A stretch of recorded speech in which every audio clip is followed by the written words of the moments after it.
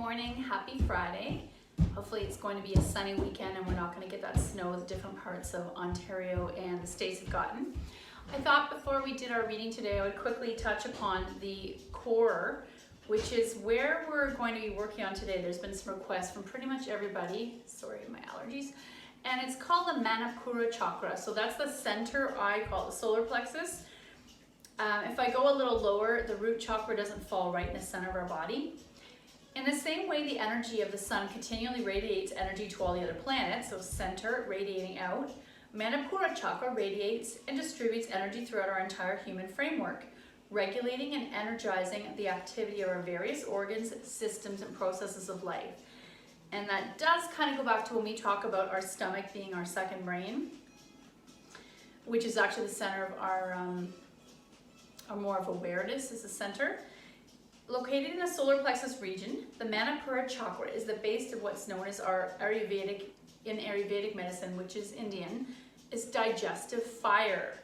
Digestion is a process in which your body changes matter into usable energy and takes place when you carry out any activity where energy is used. The functioning of both your digestive system and your muscles is said to be controlled by Manipura chakra. So the benefits of focusing on this area, I'll talk about the spiritual benefits, I guess, or philosophical. Establishing healthy boundaries, strengthening willpower, which is funny because we talk about willpower with our eating, so the digestive piece, and the more I don't have willpower over my eating piece, the body manifests itself as a bigger belly and a softer core muscle. Connecting with and understanding your own power, improving digestion and metabolism, how you process things mentally and physically, and how you eliminate things. So if you have a hard time even eliminating physical toxins and food and things from your life, you have problems with elimination, some would say that's actually not an accident. It might be connected to you're having a hard time eliminating mental things or relationships or bad things you can't let go. It boosts stamina and also helps you know when to quit. So again, tuning into your body, listening to this belly, whether it's time to eat, time to stop eating, time to trust somebody, time to leave a party, don't walk in that alleyway. We will be using that for our core work today. And when to work with your actual energy of this area. So I'm gonna say energy, small e, but I might mean work that you need to do in your life. You notice you're apologizing too frequently. You tend to be meek, overly modest, unassuming, and self-effacing. So you need to stand up for yourself and strengthen your core, your mental core. You're inclined to force ideas onto others. You might be passive-aggressive. You might frequently procrastinate. You feel as though you're a victim of your circumstances. You tend to rely on caffeine or stimulants to get yourself going. You are finding it increasingly difficult to look after your own welfare, or if you're suffering from nervous exhaustion. So there are quite a few articles and stuff here. Interesting is the name in Sanskrit, Mani, meaning shining jewel, Pura, city. It's the third from the lowest chakra. And what's one more thing? Oh, a goal from it is self-reliance, acceptance of your unique identity, and a healthy self-image. There's quite a bit more. I'm not going to bother reading it all because some of you are interested and some of you are not. But the reason I brought it up today is that it is the center of our body. It's the center of our energy systems, the chakra. It's also the center of our physical body, like our digestion, not mental. But there does tend to be a correlation between mental and physical. And so I have friends where when there's discourse in their lives, their digestion is completely messed up. And so maybe you need to start with first, is the food you're eating actually medicine for your body? There's a phrase I read and I try to stick to it. It said, is what I'm eating going to make me live longer or will it make me live shorter? And not that I use that with every single bite that I take, but it's an interesting perspective. Will this enhance my life or shorten my life? So maybe we'll read more about that chakra later. In the meantime, let's come into seated. We'll do a little bit of floor work involving our core, because that's where I like to start, is on the floor. I'm gonna bring my arms to the sky. And immediately, even though my arms are in the sky, I notice the lengthening of the muscles and skin and layers on this side body. So I'm going to engage my core, tightening up this shape, and reach a little higher. Instantly in my brain, I feel like a zipper is doing up muscularly up the center of my body. So I'm gonna reach up.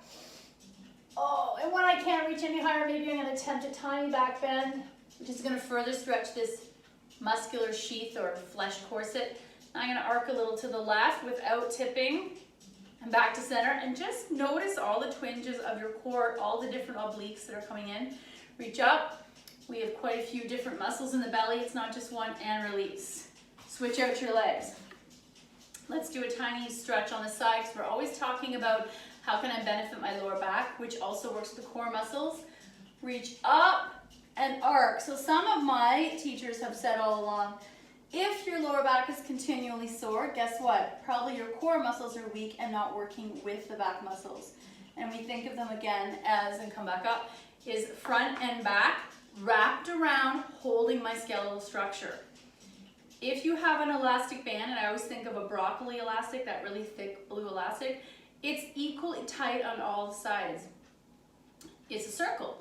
You cannot have strong on one side and weak back here, or weak back here and strong here. They have to both be strong to work together, to hold all the organs and to keep us upright.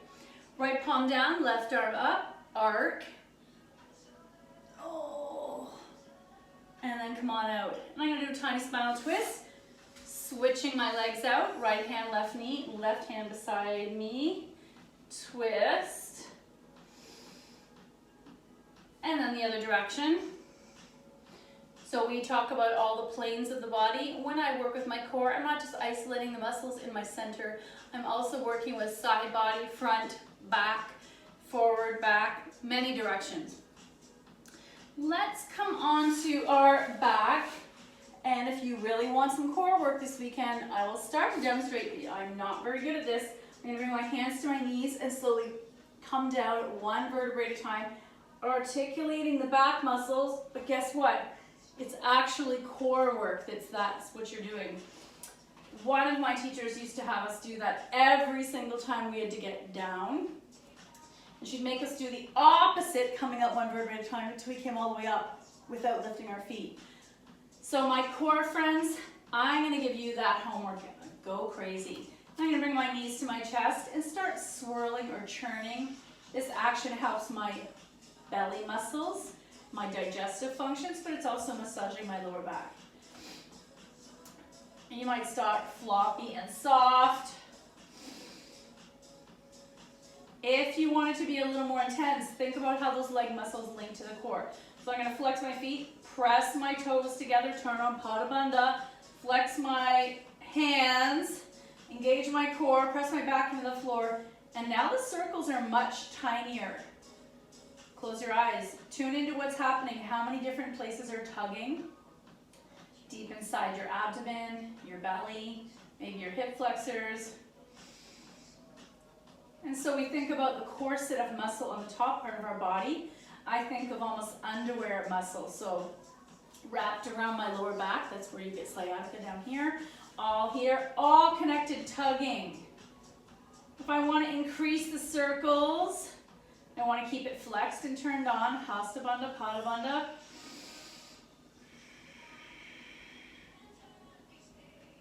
And then I can start to take my feet in the air. I can stay flexed and intense, draw tiny circles. And think of this not just as core work, but an awakening our awareness. I notice how many muscles are connected inside my legs from this tiny movement, all the way attached down to my core muscles. Notice the resistance and notice the ease. Hopefully you have a little bit of each. Option to make the circles even bigger. Engage. Oh, I'm going to hit the flowers. Keeping your back on the floor. Slow and mindful. You could even interlace your hands behind your head. If you're enjoying the sensation, you don't have to stop when I stop. Remember, I'm kind of offering you a buffet. Different things we do in our class is going to resonate with you more than the next person, depending on my injuries in my body, my age, my interests. And then let's take knees bent, flex, and do circles again. It's big. I can feel it all the way into my armpits. Back is glued. notice. Can you make noticing the sensations your meditation today, your mindfulness exercise? I personally used to despise when I was challenged in gym class as a kid, and I grew to dislike sensations of being tested or tried or challenged. Now I use it with curiosity. With my eyes closed, I want to notice all the body parts that are resisting what I'm doing. The resistance tells me that I'm doing something that's not in my normal habits. Let's tilt to the left. Keep your shoulders down, maybe turn and look to the right. Engage your core. Notice the journey in the muscles and take the knees to the right. I just drank a ton of water, so I'm feeling this. Back to center. There is a belief, over to the left. Right, look to the right. There is a belief that we should not be practicing within, I originally heard, I think, 2 hours of eating. Well, if that were the case, when I was doing 3 to 5 classes a day, I never could eat if I was going to teach. Sometimes I'll do this class before lunch, between breakfast and lunch. So you're not ravenous, but you're not super full. And then let's take it all the way to the left within an inch of the floor. Turn and look to your right elbow, hover. Keep breathing, that right shoulder's anchored. I want you to feel a burn. I want you to feel alive. Back to center, over to the right, and you're gonna look to the left. Back to center, and let's turn this into a final relaxing spinal twist. Knees to the floor on the left. Nice and heavy, stacked, and then release the weight of your right arm. You can mix it up today. Turn your right palm down, anchoring all the muscles and bones of that arm. Spread the fingers. Left hand can be on the stack of knees, or to a T, you can flip. Left palm down, right palm up. Twist. Right palm down, left palm up. Or both palms open. Help yourself to center and little boat or circles.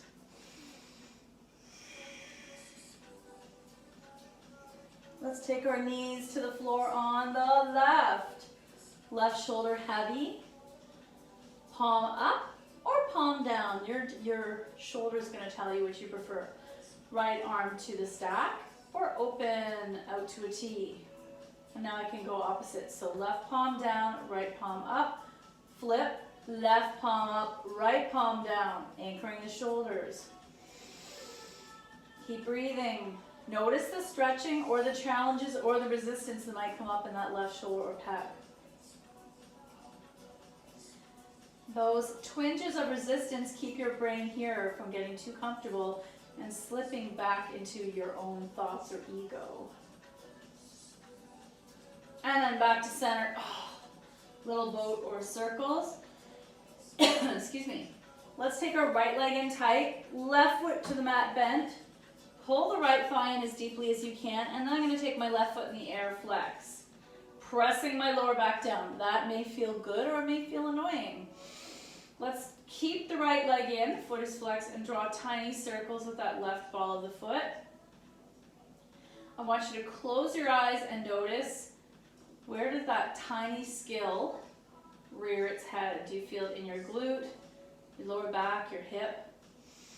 And then we're going to lower it one foot and pause. Oh, and let's draw circles out on the diagonal. And then a little lower and draw circles on the diagonal. You might start to feel this in your quad or your glute. And then a little lower, draw circles on the diagonal with the ball of your foot. Right thigh stays in. And then I'm going to stop an inch above the floor. Foot is flexed. Draw little circles with the ball of your foot. Keep that hovering. You can choose to stay here for 3 breaths or bring your chest up, stare at your toes, squeeze to center, and then slowly lower 1 inch above the mat. Inhale up, squeeze to center, and lower down. Inhale up, squeeze to center, and lower down. And one more time. Inhale up, pause, draw, lower. And let's turn this into a single leg spinal twist. Left hand takes right knee over. Shoulders are anchored. There's a nice ringing out of the belly. So we talked earlier about the mental piece of our core, the digestive piece of our core, and then there's the actual muscular piece of our core. So I might come to a T and flex this right foot, squeeze my glutes together, or I might take that leg to a right angle. Woo! Flex and hover. I'm wringing out the body, but I'm also engaging my glutes to help strengthen or support that hips structure. And then back to center, thighs to chest, little boat or circles. Liz, I wish you're watching. That twinge of what we just did reminds me of when we used to be quite competitive with each other. I think that was in the early days of Franca too. And then all my library ladies came into the picture, and I can't tell you how much that changed my practice. I stopped it being so competitive with myself and really using it more as internal, personal, moving meditation, going within, and not looking for the muscular piece of it, but looking for the mindfulness piece of it, which is really what yoga is. Left leg in, right leg extend. Let's take it in the sky, flex. Pull that left foot, left thigh in, foot is flexed, shoulders are down. So you can take 3 breaths here. This feels really good. It's a variation of single leg wind relieving pose. And then I'll drop my right foot 1 foot and start to draw circles with the ball of the foot on the ceiling. This is contained. I might drop a little lower. I might drop a little lower. It's going to start to wake up the quads. A little bit lower. A little lower. And excuse the dance music. My son picked a random chill mix. And then we're going to be hovering 1 inch above the mat. You have a choice. Stay here 3 breaths with that extended right heel. Or close your eyes. Chest to thigh. Thighs together. Hover. Exhale down 1 inch above the mat. Don't touch. Inhale up. Squeeze the center. We're talking about stabilizing the hips. Exhale down. And inhale up. Squeeze to center. Exhale, right leg down. Right hand takes left knee over, single leg spinal twist. Your choice, relaxed, flexed, arms to a T. Option to straighten that left leg out at a right angle, and you're squeezing the thighs and glutes together. Again, that sensation of challenge I feel in my shoulder on the left as I anchor down. I feel my glutes, my core, keeping me present.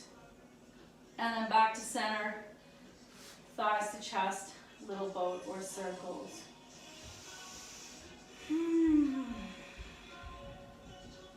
Let's do another variation. Let's take our feet in the air, start to massage the back of your legs, point and flex, fan the toes, roll up the ankles, flex, arms to zombie. Oh, and this is a remake of Zombie, love that song. Inhale up. Stare at your toes. I'm feeling the belly engage. All my energy, thought, breath coming to center. Back to that Manipurna, center of the body. And then slowly lower back down. 2 more times. Inhaling up. Hold. Exhale down.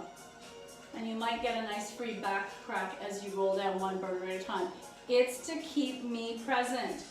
There's no autopilot. Inhale up. Hold. I have to say, that's the good thing about each class being completely different right now. Thank you, COVID. We've never been more present than this. There's no autopilot. I'm switching up the format every day because I want to keep you energized and busy and involved. And then lower all the way back down. Knees to chest, circle. Let's do egg beaters to help our hips. Swirl, swirl. Legs wide, support the knees, and let gravity stretch your inner thighs.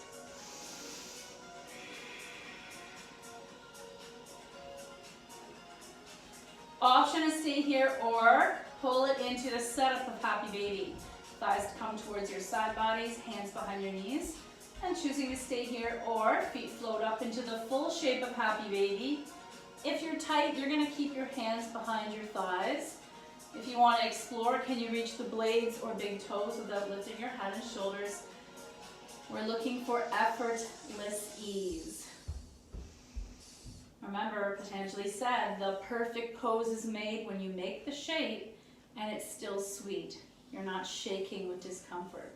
Soles of the feet together, interlace the hands or bind around the blades, or hold your ankles. Gently drawing your feet towards you. We are doing hips next week. Holy cow. And then feet to the floor, soles out, soles together, knees up to the side. Take a rest here. I have a feeling some of you will be pretty tight on Monday. Mother's Day weekend. It could be a weekend of merriment, or I see all the garden centers are open. Reminder, use a little stool in your garden. It will save your back and knees later. I read another woman who went into her garage and got her rollerblade knee pads and used those for gardening. They're also good if you're doing tiling or renovation. And then back to center, thighs to chest, little boulder circles. Feet to the sky, flex. Let's go wide. Legs fall wide, slow and controlled. Arms wide. Close your eyes.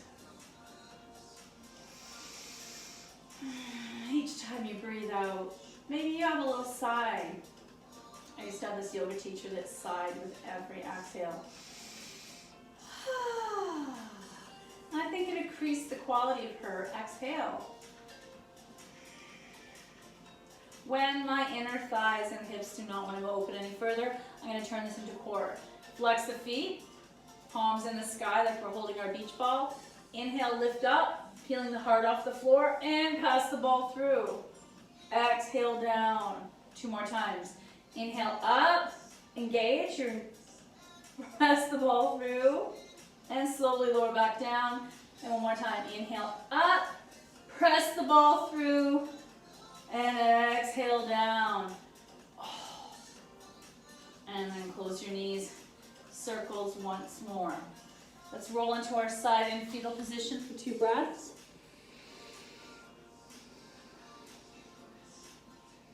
And then pressing yourself up. One thing that Liz and I used to love doing, again, if you want some more core work, we would do sit-ups based on this. And I'm cheating, my heels lifted. It's been a while, but that helps wake up the whole front line of the body. I think I do need to go back to that. I was also going to offer, starting on Monday, to add to our plank challenge to help our upper body and our mindfulness. Some of you like to do your sun salutations with small weights. If for some reason you don't have any and you'd like to sign some out, I'm more than willing to lend you some, because there's no way that I use them all. So let's come on to tabletop, quick cat-cow, palms under the shoulders, knees under the hips. Even this pose can be a core pose. So I'm going to press the palms equally down, fingertips, engage the core, start to look forward. Remember that zipper of muscle down the front of the body. Engage your core, turn into cat. Tail drops, chin to chest. Stretching out the place behind the heart. Inhale, cow. Don't lose the core engagement. Whenever I say that, I mean the belly you're squeezing to your spine. You should feel it tugging in your hip flexors and lower back. Let's do 3 more. So inhale, cow. Exhale, cat. It's kind of a flow. Inhale, cow. Exhale, cat. Inhale, cow. Exhale, cat. And neutral. Let's do a series of bird dog. Left palm down, right knee down. Step back, left foot. Right arm reach. Now you want to add the core piece. So flex, toes point down, reach. Engage your belly, squeeze your thighs to center, lengthen. Look at the top of your mat. Can you go a little further? Squeeze. Undo, child's pose. If you like bird dog, you're recommended to do that 4 to 5 times a day. That is for balance, proprioception, helping the lower back, helping the core. And back up to tabletop, other side. Right hand, left knee stays down, right foot steps back, left arm reach, flex, engage, lengthen. Engage, squeeze to center, lengthen. Look at the top of your mat. Engage, lengthen, undo, child's pose.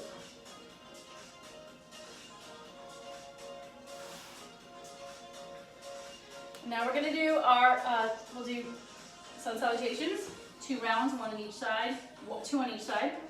Tuck your toes. You're gonna either walk with bent legs to the top of your mat, or you're going to hop into a forward fold. Let's sway. Grab your elbows. Arms to the side, rise. Reach up. Engage your core, Manipurna chakra. Oh, that feels so good. And then reach up, arc to the left. Back to the center, reach up, arc to the right. And back to center. What is going on? Sorry, my thing just started moving and I was worried it was cutting off our show. So, inhale up, exhale fold. Half back, fold, plant, hop, and lower to your belly. Sleeping Cobra, 2 breaths.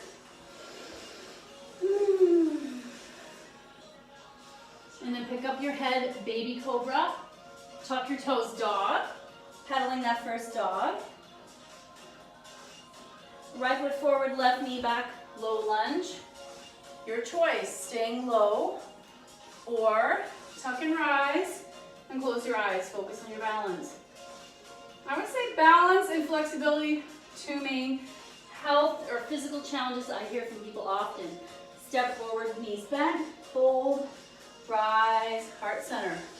Inhale up, exhale fold. Half back, fold, plant. Option to do plank, and bend your elbows slowly, lower chaturanga. Belly will be the last thing down. Sleeping Cobra, 2 breaths.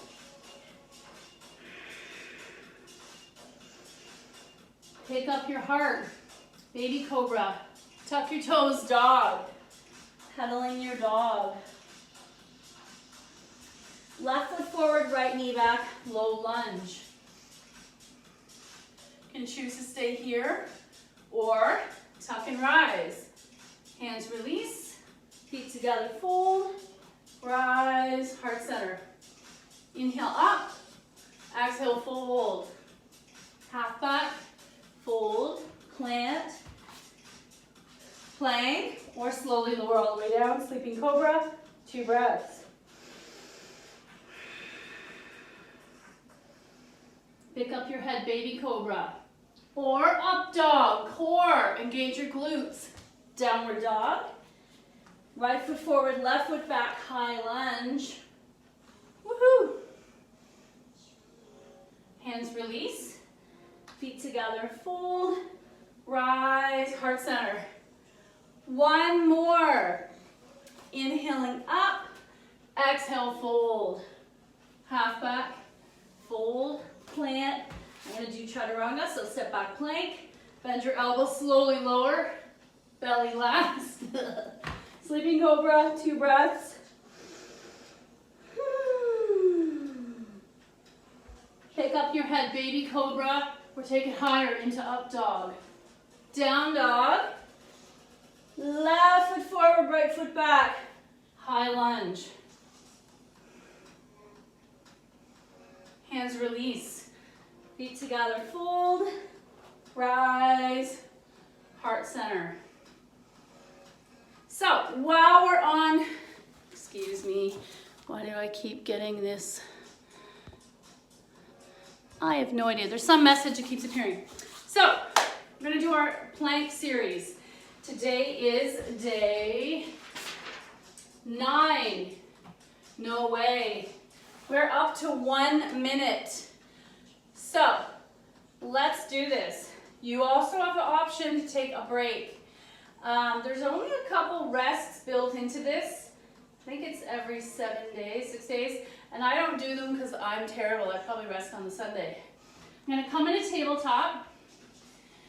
And I'm just waiting for the second hand to come. You're gonna prep yourself. Step back left and right, coming into high plank. You also have the option to do half plank on your forearms. Shoulders and elbows shoulders and elbows are stacked over wrists. That's gonna help the wrist issue. If my wrists are getting sore, I'm gonna push back into a downward dog a little. I'm still high on my tiptoes, so that helps. And then come back to the position. Engage your core. Press the floor away. Stabilize the shoulders. And guess what? 30 more seconds. Keep breathing in and out through the nose. Can you extend the length of your exhale?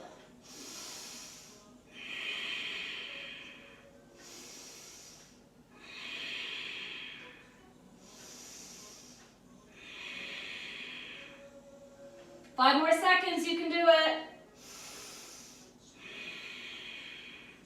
Knees down, press back, child's pose, or stack your fists if your wrists are sore.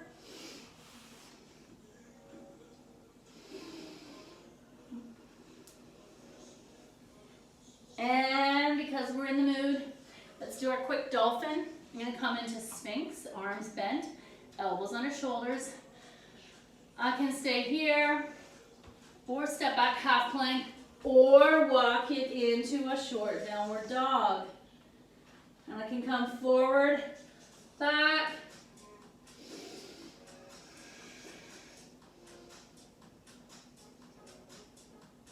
and then knees down. One more, extended child's pose or arms behind you if your shoulders and wrists have had enough.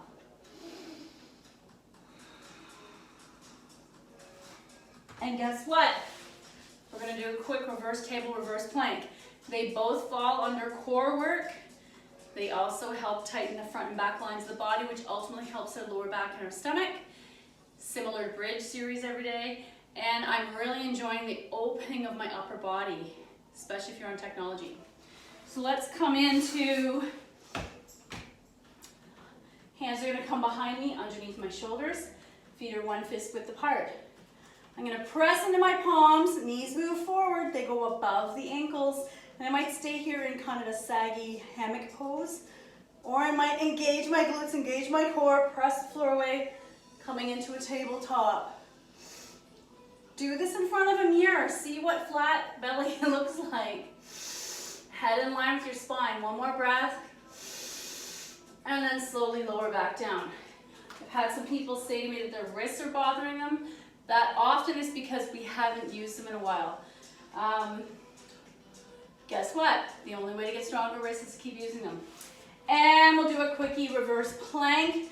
You're welcome to hold these a lot longer. I'm just not torturing you because some people's wrists are sore. So I'm going to take the palms under my shoulders. Thighs are together. I like to point my toes, press my heels and toes down, and look to the ceiling. Palms pressed down, equal distribution of weight. You can choose to not point. Oh, what does that feel like if you flex instead? That's intense. And then slowly lower back down. I have seen people do that series on a set of stairs as push-ups to help strengthen, guess what, the chicken part of their arm. Let's do one more thing. In the core series, we often will do the boats and all those. So we'll do them quickly. Again, if you love this work, please hold it longer. So I'm coming onto my bum. We think of the triad, the tailbone and the two sits bones. So tailbone, two sits bones, sort of like this. I'm going to sit back into my tailbone. I might stay here. I might come my hands underneath and start to rise up. I might take away my hands. Actually, you could flex and take away your hands or extend out. You're going to decide which one your core likes. Some teachers would say you should stay to the point of shaking.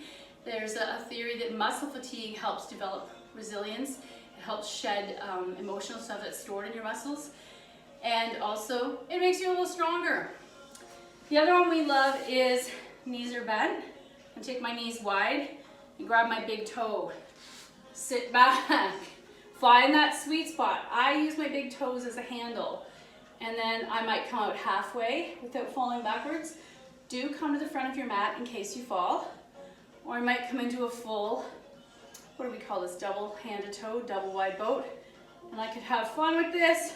Find my balance by opening, closing, sitting up straight. I feel like I'm gonna fall. And then could you bring your soles together? Ha ha! And then turn it to flower, hands underneath without dropping down. So it almost looks like when we do tortoise but I'm balanced on that triad of tailbone and sits bones.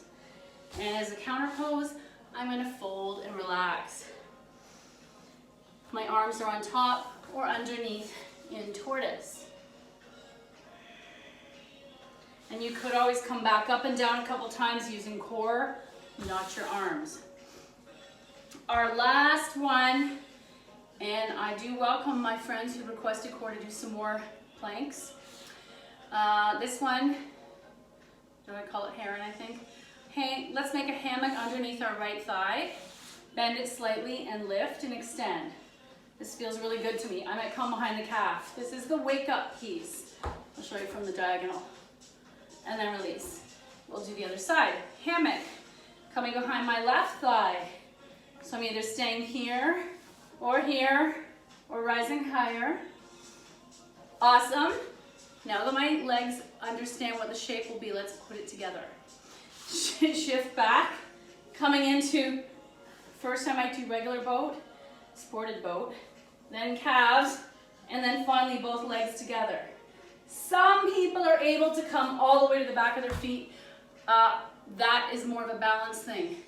That could be your homework. Can I do it? And then come behind my heels, keeping together. Let's do a power animal card. My friend Alyssa has been walking often in the trails in Oak Ridges. And then I saw another friend of mine, Rebecca. She's been using the York Region Forest Track. And I did find a trail app that shows you trail groups all over, I think it's the world or North America, hundreds of thousands of trails available. And I thought, you know what, now that they're opening them back up, maybe that's what I need to do this weekend. So she's been going to the Eldridge King Trail, it's 48, maybe it's St. John's 48, I'm not sure. What's good about it is it says how many kilometers the full walk is. So this one's only 3.5 kilometers. It's a great entry level one, especially with my son. So today, the lynx. One good thing about COVID is I've noticed a lot of cats, large cats that were endangered in countries all over the world, are now being seen for the first time in sometimes 100 years. So that's something good coming out of this. The lynx, the element of lynx means discernment. Look beyond immediate appearances. And let's see what Stephen Farmer has to say in his book. Look at that, I almost opened right onto lynx. Hey, oh there. Look beyond immediate appearances. You're missing something by focusing on the outer appearance of a situation or a person that's the object of your inquiry. Instead, use soft focus with your vision or hearing, and at the same time, pay attention to physical intuitive cues. Intuition, our second brain, our belly. At the same time, pay attention to any physical or intuitive cues that imply what else is going on besides what's the obvious. As they say, there's more to the story than meets the eye. In this case, the truth is what's behind your story. One way to develop this skill, to be discerning, to kind of wade through the weeds, is to get away from the noise of your usual surroundings. Somewhere out in nature and get very, very still for several minutes. First, notice that feeling and sound of your breathing and your heartbeat. Then be aware of the rhymes around you. Take note of what you see, hear, or feel, and without judgment or analysis, just observe. Doing this regularly, you will sharpen your senses. Then you'll be more apt to listen to discern the deeper truths of a situation or a person. And I've noticed since COVID, when I wake up in the morning, there's no noise, traffic noise, and I can hear a soft ringing in my ears that probably was there all along, but I wasn't aware of. Thank you so much for your effort. And if you celebrate Mother's Day, the good in me sees the good in you, especially celebrating your birthday that you were born, making your mother a mother, and the day that you became a mother, if you were a mother. We also are mothers to different people in our communities through our characteristics, not even giving birth. Or if you're a pet mother, the good in me sees the good in you. Namaste.